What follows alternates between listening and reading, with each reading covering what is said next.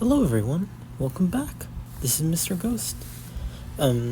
Today, just jumping right into it, a viewer had requested that I cover a couple shotguns from Killing Floor 2, and I figured while I'm at it, I might as well cover almost every other shotgun that I haven't covered yet.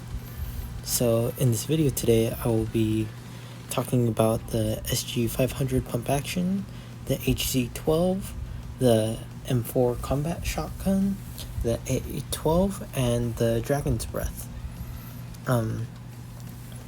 Just before I forget, I want to make one quick rectify of one of my previous videos, the Boomstick Doomstick video.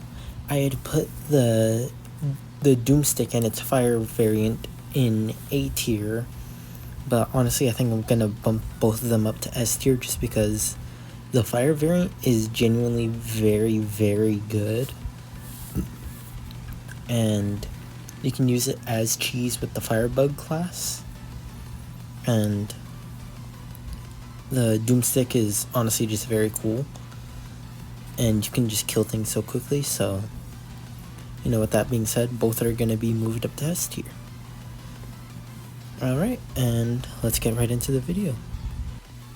The SG500 is your starting weapon in Killing Floor 2, and it is based on the Mossberg 500 Rolling Thunder.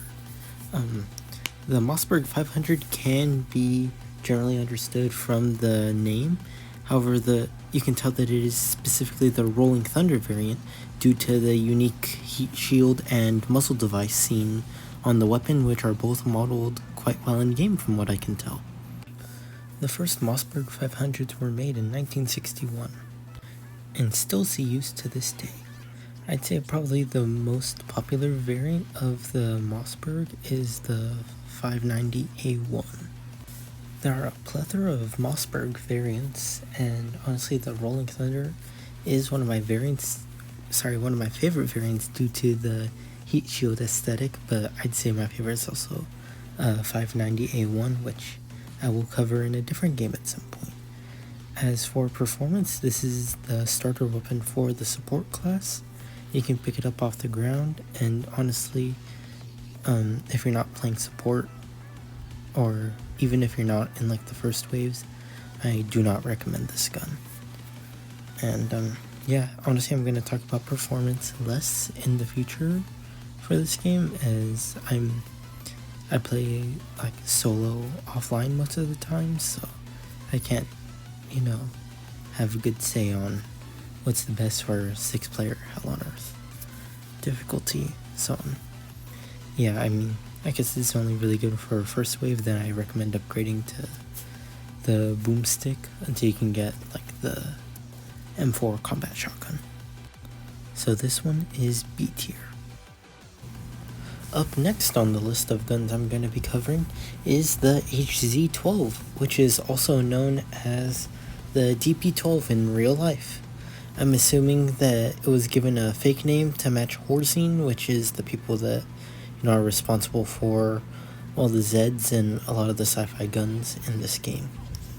So yeah, just to get the more glaring issue out of the way with what's wrong with this weapon, the DP12 isn't magazine fed like it is in this game.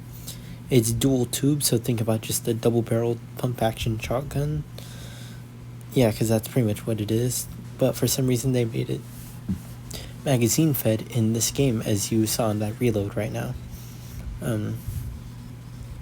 Yeah, other than that, this weapon seems pretty good. I'm honestly not a DP12 expert, so beyond the fake magazine, I don't know anything else that's wrong with this weapon. In early waves, it seems to perform quite well, and I honestly didn't know that it was that good because I honestly just skip it straight for the M4 combat shotgun, or I go for the Doomstick. It's decent. As you can see, I'm using it on wave 3 right now, and this is, if I'm correct, this is hard difficulty solo, so if you need it, it'll work pretty well. As for the history of this weapon, it was first manufactured in 2015 and is still produced to this day.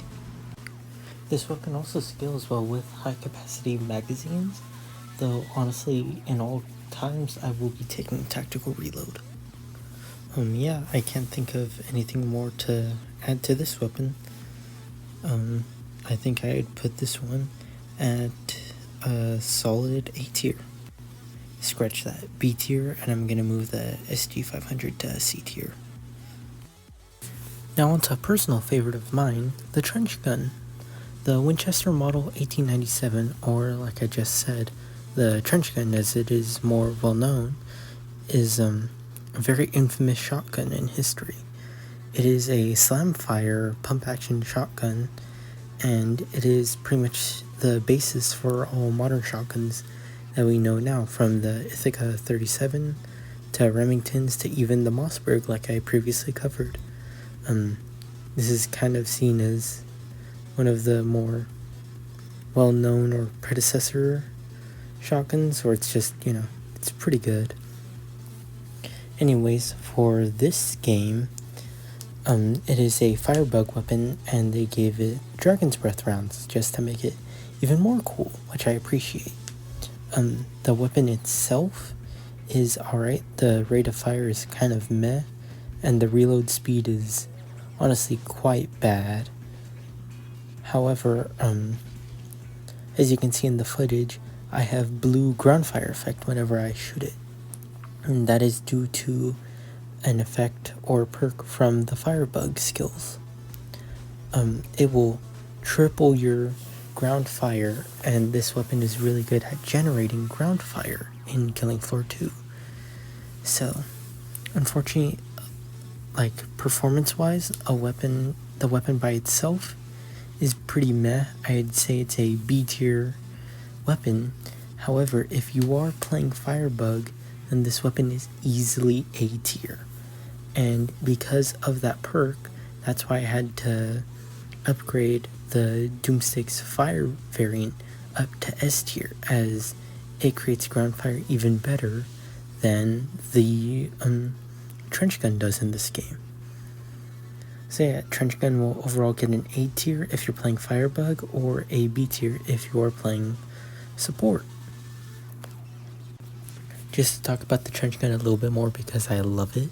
It was first made in 1897, as you could infer by its name, and it is still seen in use to this day. There are many variants from 12 gauge to 16 gauge, and like I mentioned, it is slam fire, so the use of the slam fire is not people see as more of a gimmick, but it's still fine. Anyways, I gotta move on to the next gun, but I love trench guns. Next on our list is the M4 Combat Shotgun, or more well known as the Benelli M4 Super 90, which can also go by the M1014 if you've played COD for, a bunch of Call of Duties. To quickly get performance out of the way, I commonly see this used, so I'm going to go out on a limb and assume that this is a very high tier shotgun. And honestly, in my footage, you can see I just delete things with it. I really like using the shotgun in game. It feels good, has a lot of damage, 8 round capacity, so it does really well. You can see I'm just taking out stuff really easily. And yeah, usually I see this on a lot of builds, so I'm gonna assume that this is the best. Sorry, not the best, but this is a really good crowd clear shotgun. And this is, like the one that people keep in their back pockets. Now, to get to, the realism and what I think of the model and everything, I really like the fact that there's a little, I believe it's a flashlight on it. I don't really know, as I have a flashlight. You can have a flashlight on in game, which I do. Okay, never mind. Looking at the footage, it's just a little attachment, but it's still pretty cool to see that mounted to the magazine tube. I really like the little red dot that they have attached to it, and I like the little silver finish. For its service history, it was first produced in 1999 and still see use to this very day. Oh, I will say, every other shotgun I have covered in this video so far were pump action to some degree, and this is a semi-automatic shotgun. And yeah, honestly, I was able to cover this weapon a lot faster. I would actually put this one in S tier because I see almost everyone uses it, so I can trust it. Now on to our last shotgun of the day. This is the AA-12, or Automatic Assault 12, and I'm pretty sure this weapon needs no introduction. You know, it's been in everything from movies, video games, you know. It's very popular, and as far as I know, this is done pretty well. I am also not an AA-12 expert, but I do like the fact that they gave it the 20-round drum in this game. And honestly, other than that, I can't really talk on the model too much. The AA-12 is known for being a full automatic combat shotgun, and I will say it is also known for it having very little recoil, and honestly, if you're hip firing, it feels like very little recoil in this game too. So I'd say it's pretty accurate in terms of that. The first developed AA-12 was made in 1972 by Maxwell Atchison, and then around 2003, Military Police Systems, or MPS for short, took over and handled it from there on out. As for performance, this thing is in the same boat as the M4 combat shotgun, being the one that I see everybody use, so this one will also get an S tier, as yeah, as far as I know, it just clears out everything instantly. So if I had to choose, I'd probably take the M4 combat shotgun. I just like the way it looks more. Alright, thank you.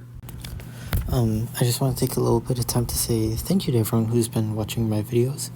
I honestly really appreciate it, and I apologize for the audio quality towards the beginning of the video, as I was recording quite late at night. So thank you to everyone, and I know I have like a weekly upload schedule, but I will be taking next week off. So yeah, I hope you all enjoy, and thank you for watching. I really appreciate the support. Please like, comment, subscribe, and tell me everything you guys would like to see me cover in the future. With all that being said, this has been Mr. Ghost, and I'll see you all back in probably a couple weeks. Thank you so much. Bye.